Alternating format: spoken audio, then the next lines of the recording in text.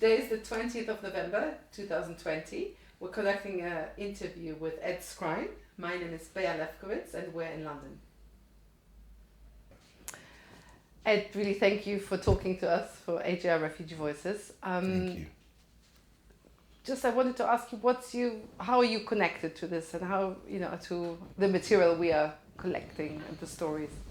Well, my grandmother came over on Kindertransport in 1939 from Vienna.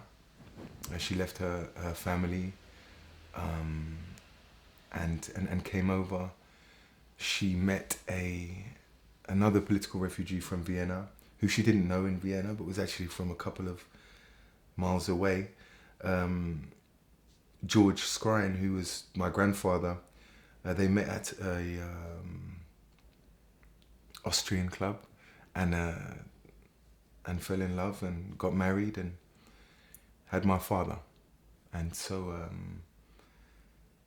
the Second World War, the Holocaust, was always something which was very present in our family, although something that was not spoken about, at least with my grandparents.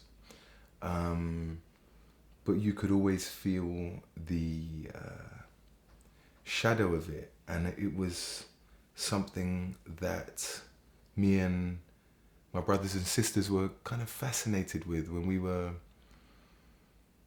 in school and we were learning about the Second World War. We knew we had this personal family connection to it. We just didn't really know the details. And we would go round, and when we'd have dinner, we would ask them. My grandfather would speak more about it, but they would never speak in personal terms. So, especially my grandfather was very learned, very intelligent, very eloquent, very well read. So he would almost speak about it as a historian rather than personally. And after they died in the early 2000s, me and my brothers and sisters, as it coincided with us having children and growing up somewhat, began to research more into their history and going through their belongings. We found quite an incredible amount of information about their journeys and their histories and their paths to England and then London and therefore my history as well. So the archives give me the opportunity to understand further what their experiences may have been, and to understand the wider context of it, but also the different personal experiences of it. So I'm very grateful for the archives. And you said that there were the shadow was there, but it wasn't quite talked about. So what do you mean by that?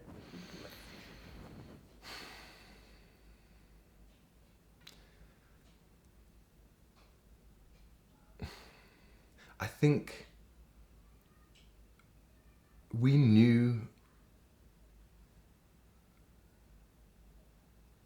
that they'd left. We knew that my grandmother had left her family as a teenager. She came over when she was 16. We knew that they weren't the lightest. There wasn't the lightest mood around the house, and my dad knows a lot of history and he would talk to us about it. Yeah, I'm not sure I can explain it better than it was kind of an emotional instinct, that the shadow. I also don't want to reimagine it now, Yeah. you know. But I feel that yeah, that was there. Yeah. And you said you went through their things, and what did you find? Some surprises, things you didn't know? Yeah, I mean we didn't know much, so we did something that was serendipitously interesting. I thought was that my grandmother arrived in Britain on my birthday. Yes, on my birthday. About 50 years, 43 years, I think, possibly, before, I'm not very good at maths, before I was born. We learnt about the families that she was with. We found some of her old journals. We found her visa. We found records from when she'd been going. She'd had to keep going back and have things stamped. I can't remember what they were. Police that probably she was declared an enemy alien. Right. You know, if she was 16, Right. she would have. Right. Where was she during the war?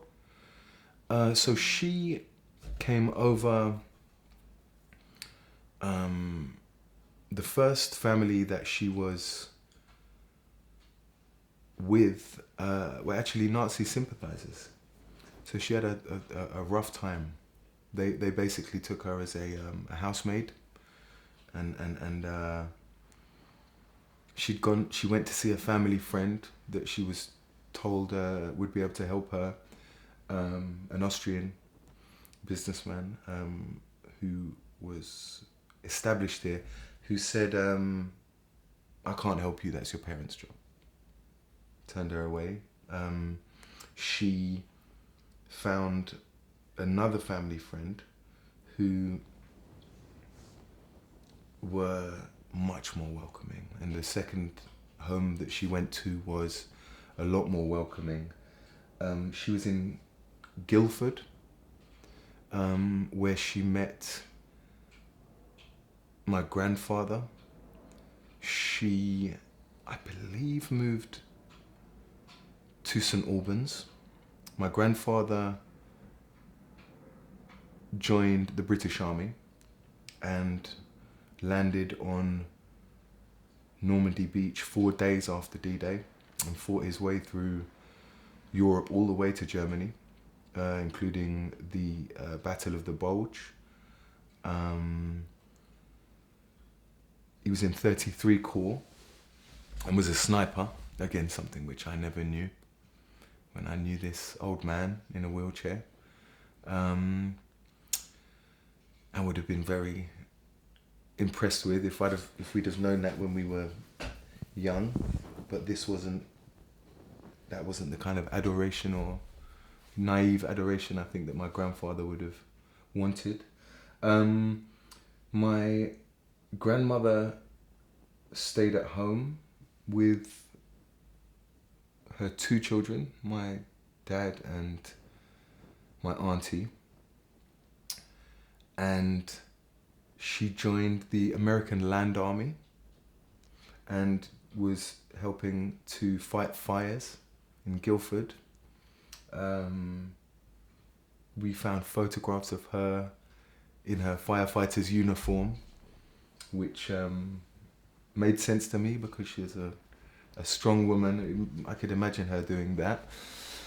And defying expectation, I think, as well. Gender expectations, and to contribute, you know, to contribute to the British war effort. She then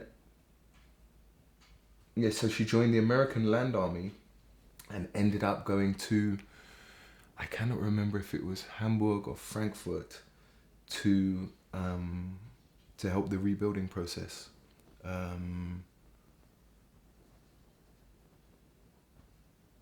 No, that must have been before my dad was born, actually. Yes, Yeah. I'm getting the dates, the years mixed up. And so she was translating over there. So to interrupt you, what happened to their families? Her sister survived, Annie. She came over to Guildford some years after, and they were reunited, and she lived here, but she never saw her father again. He died of natural causes in Vienna in 1947. So he survived. Not 47, actually. Sorry. I'm pretty sure after the war, though, which was fascinating to us. I'm not sure what his experience was like there. Her mother had died when she was very young, and all of her. I know she used to go to a farm in the summer and play with all of her cousins and family. And I know that farm was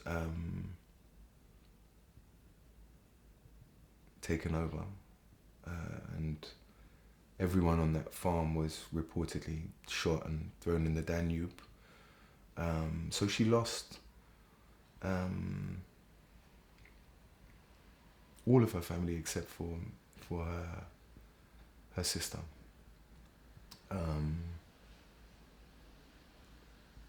And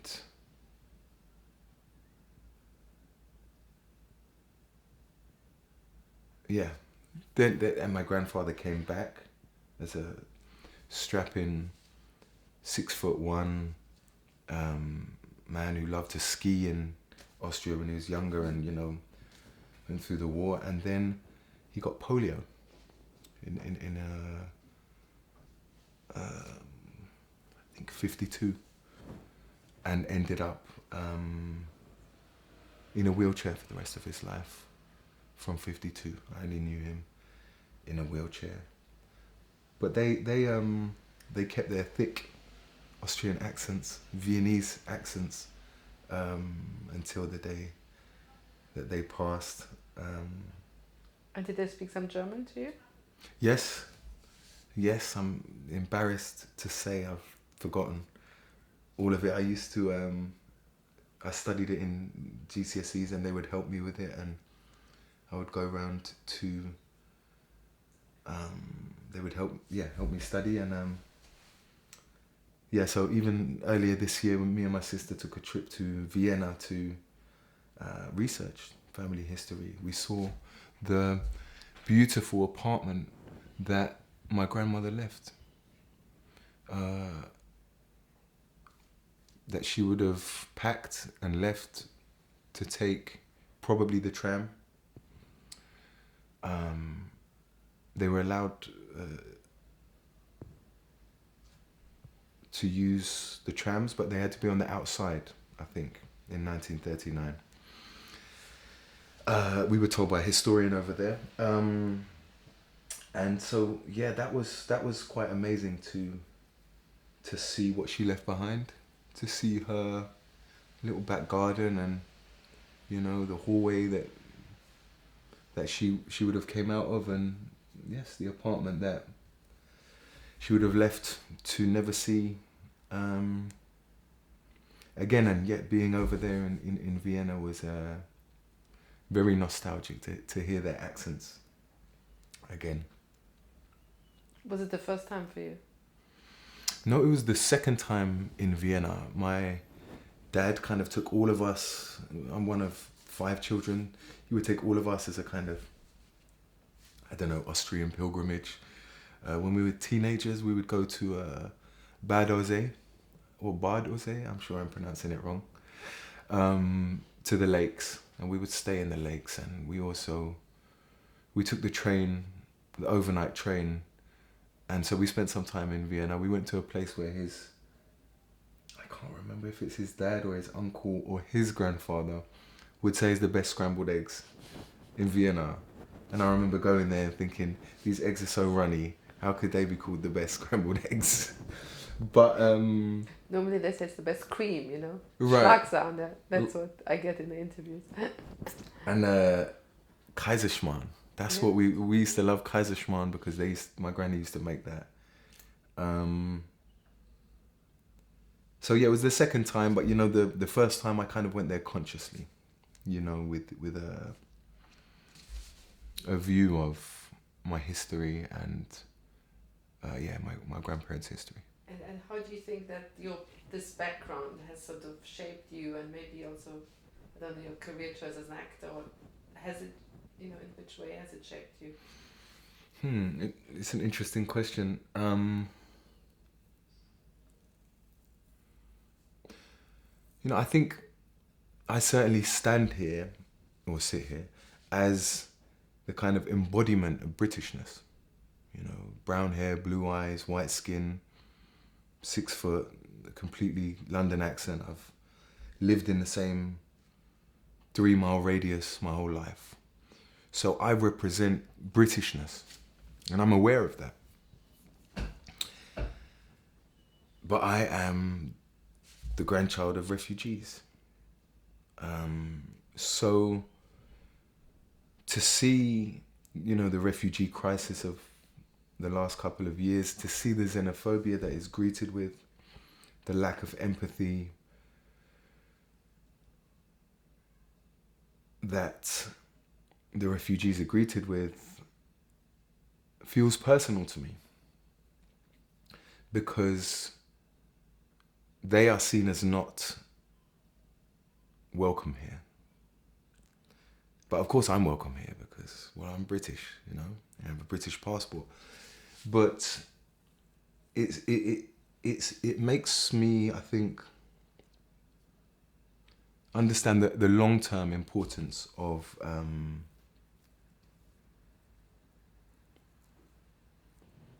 caring for others and not being afraid by otherness, you know, whether it's skin color, race, religion.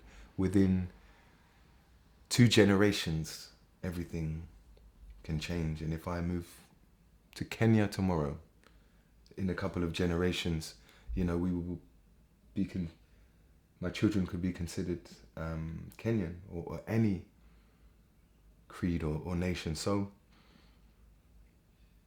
I think that the way my grandmother was treated and all of her family was treated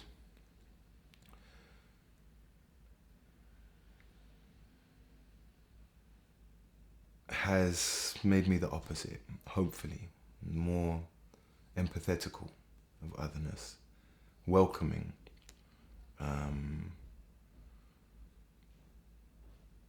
I'm sure it's affected me in many other ways, but you have to ask my psychiatrist. And you're now embarking on this project, you know, and what do you hope to kind of do with it for yourself, you know, to go into your family history?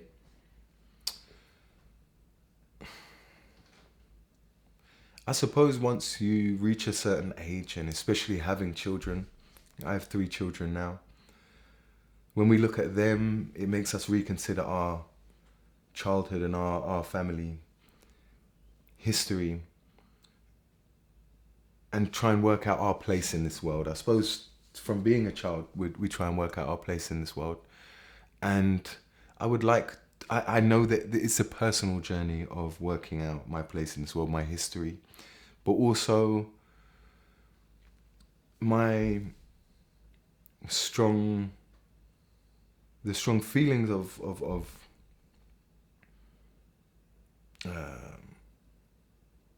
guilt or sadness at the refugee crisis now.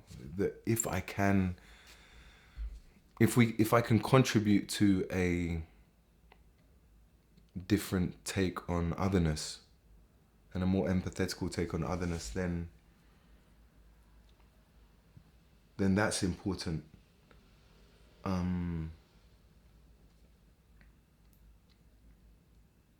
But also, for me, the art that I've created myself has always come from a very personal place. And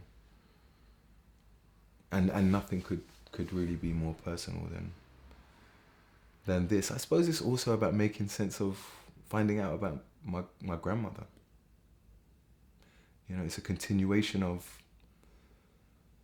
the conversations I had with her, with them, the few conversations, and my dad, and then the research that we've done subsequently still it's a continuation of that. I think it's something that people understand, at least intellectually, the notion of concentration camps, of the horrors of the Holocaust.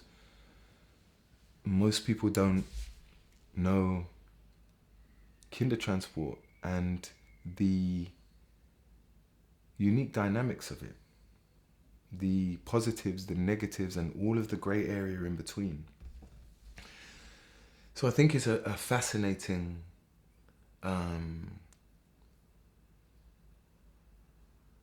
subject to try and unpack and to explore.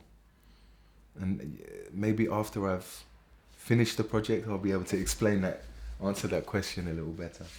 No, thank you. I think what's interesting about your grandmother, you say Kindertransport, but then, the older Kindertransports, then they became domestic servants or pairs or nannies. So,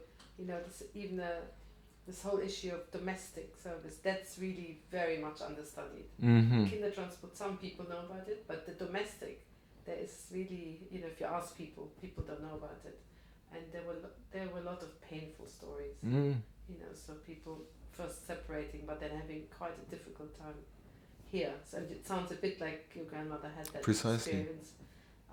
So I think it's a really, interesting story to explore. And